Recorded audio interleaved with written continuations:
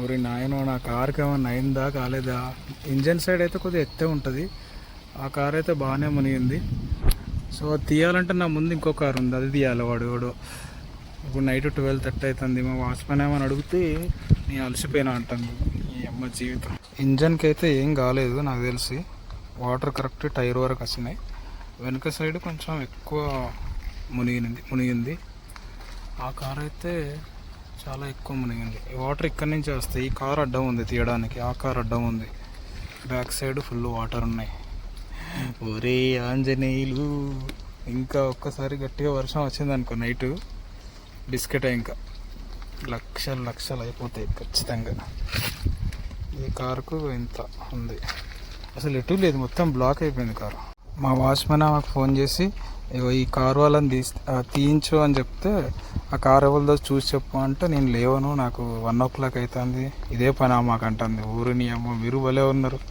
ఇంకొకసారి వర్షం గట్టిగా పడితే ఇంజన్లోకి వాటర్ పోతే అదే టెన్షన్. ఇప్పుడు నైట్ నిద్రపోవడం కూడా కష్టమే. అక్కడ చూస్తే ఆల్మోస్ట్ టైర్ హాఫ్ కంటే ఎక్కువ మునిగింది వెనక సైడ్. ఈ వాటర్ పోయే ఆప్షన్ లేదు, ఓన్లీ వస్తూ ఉంటాయి అంతే. ఫైనల్గా ఒక కార్ అతను రిక్వెస్ట్ చేస్తే కిందికి వస్తాడు. అతని కారు తీస్తే ముందుది మనది బయటికి వెళ్తుంది. సో చూడాలి ఎట్లా ఉంటుందో. అది కూడా ఇతను తీసే ఏరియా దగ్గర పెద్ద హోల్ ఉంటుంది. గట్టిగా భయ్యా తీస్తున్నాడు. ఇప్పుడు నా కారు ఇలా తీసేయాలి. ఇక్కడ ఒక హోల్ ఉంటుంది. ఓకే ఎంత ఉంది, ఇంత హోల్ ఉంది. ఈ హోల్ క్రాస్ చేసుకొని వెళ్ళాలి. మా వాచ్మెన్ ఆమెను ఖచ్చితంగా ఎట్లాగో లేవాలని చెప్పి లేపించి, ఆ కారు ఎవరిదో కనుక్కోమని చెప్పినా అతనికి కాల్ చేసి అస్సలు రానంటున్నాడు. ఎందుకంటే నా కారు బాగానే ఉంది అన్నాడు. ఫైనల్గా భయ్య నెంబర్ తీసుకొని కాల్ చేసి రిక్వెస్ట్ చేస్తే కిందికి వచ్చిండు. వచ్చిన తర్వాత అతను చెప్పిన ఒక్క మాటకు నా బాధలన్నీ తీరిపోయినాయి. ఏమన్నాడు తెలుసా? జస్ట్ బికాజ్ నీది పోలో కార్ కాబట్టి వచ్చిన, ఎందుకంటే నాకు పోలో కార్ అంటే చాలా ఇష్టం అన్నాడు. ఆ మాటతో ఇప్పటి వరకు ఉన్న టెన్షన్ ఒక్కటేసారి పోయింది. పోలో కొన్నందుకు ఫస్ట్ టైము నాకు డైరెక్ట్ హెల్ప్ అయిందన్నమాట.